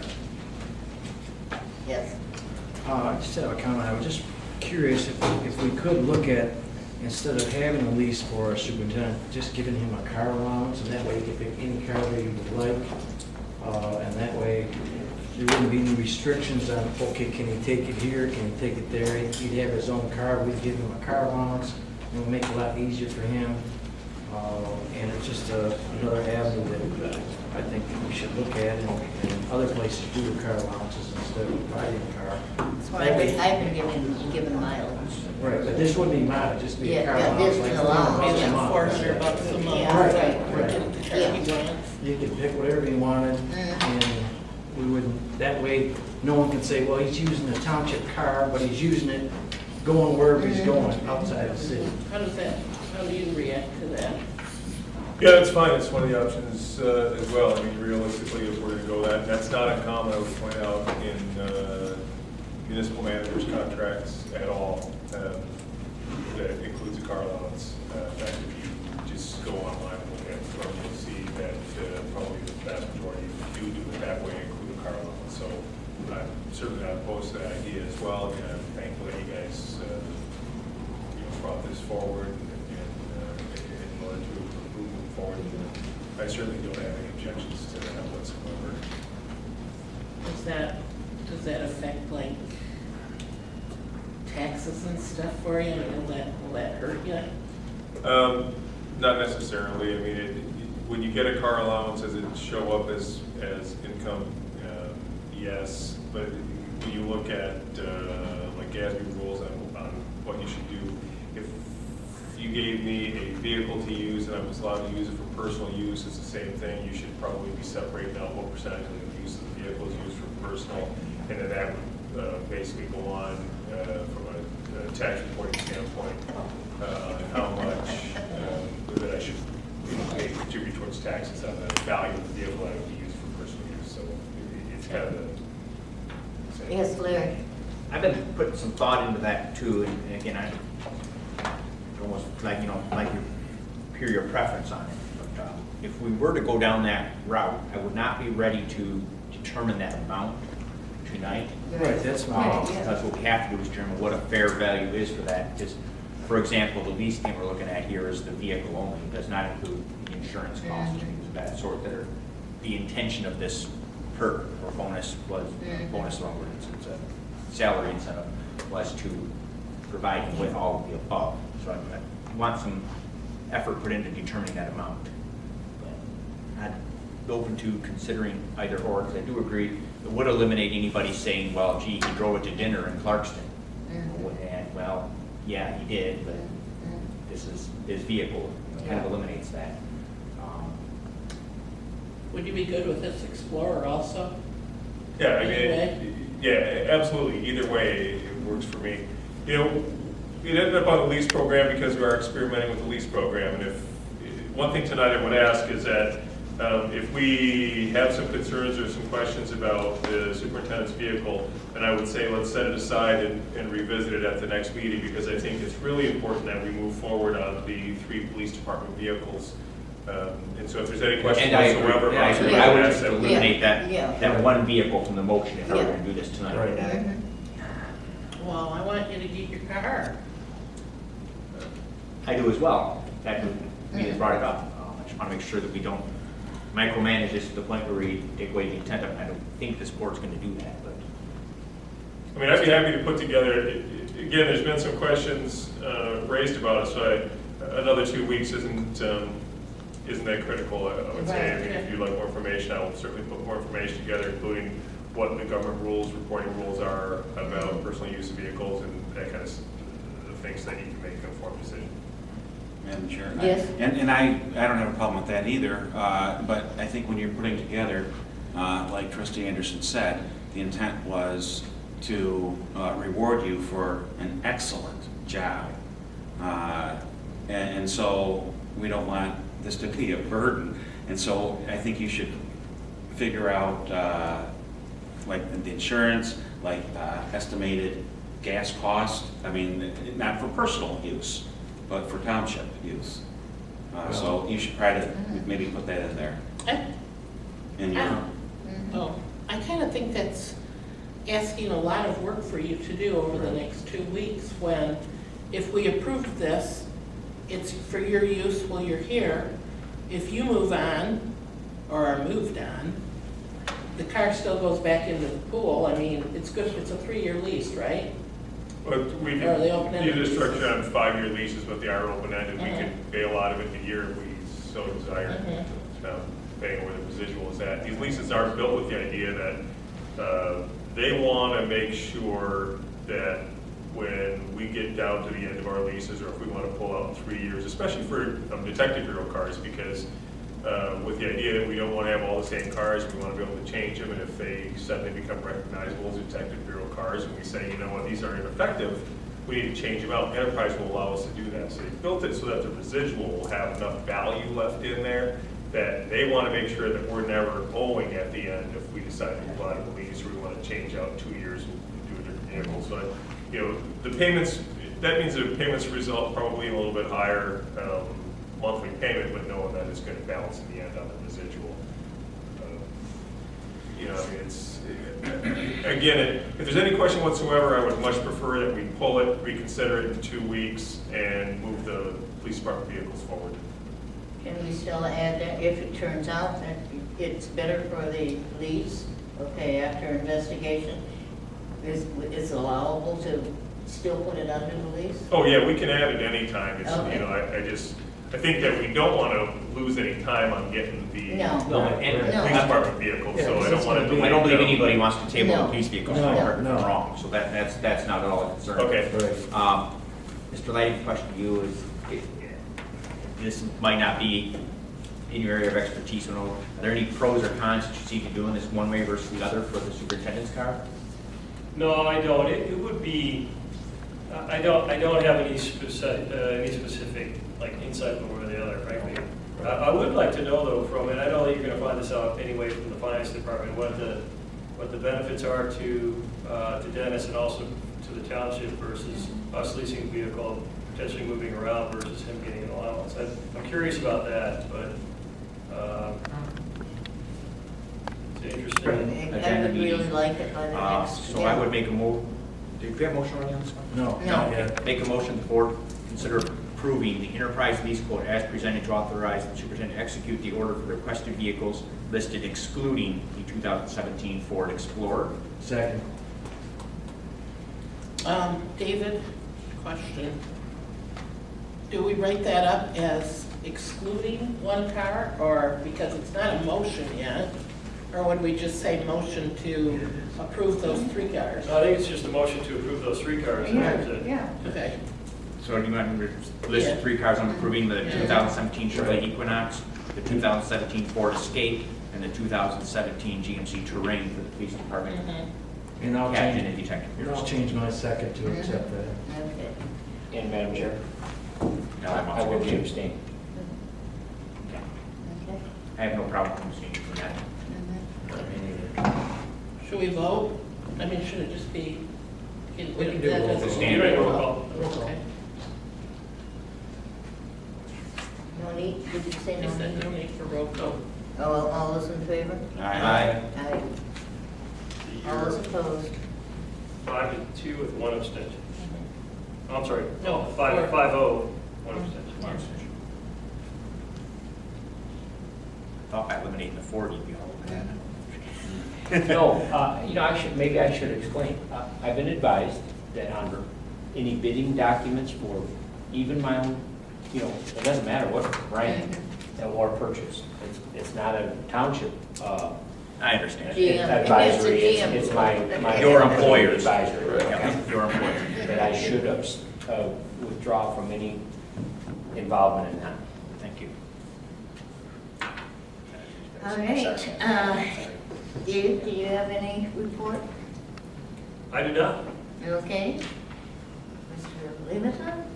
I'll be brief. I just want to remind the board that I will be leaving town tomorrow. I'll be back on Tuesday and on my way down to Georgia to attend a funeral. Okay, no executive session. Motion to adjourn. Thank you. Second? Support. All those in favor? Aye. All those opposed? We are adjourned.